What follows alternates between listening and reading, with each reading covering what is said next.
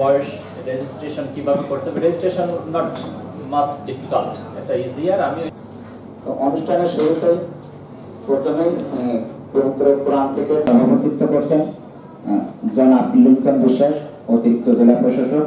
আমাদের মাঝে সম্মানিত অতিথি হিসেবে উপস্থিত আছেন মিস নাসিমা খাতুন।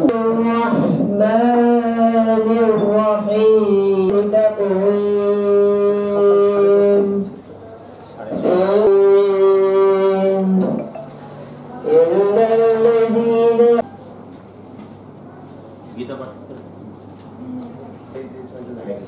আর এটাও তো একই স্কুলে মনে হচ্ছে, ড্রেস সবাই এক প্রতি একজন গার্লসে ঠিক আছে, ধন্যবাদ। ভালো লাগছে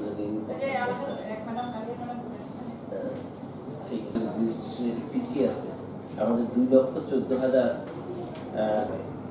কিন্তু তার বয়স আছে 15 বছর 10 মাস বা 15 বছর। জিনিসগুলো ইম্পর্টেন্ট। 15 বছরের নিচে দিব না, তাকে কিভাবে দেবো?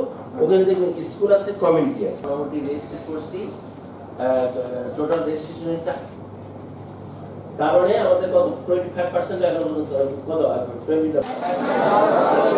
টিকা দেব দল বেঁধে, টাইফয়েড জ্বর প্রতিরোধে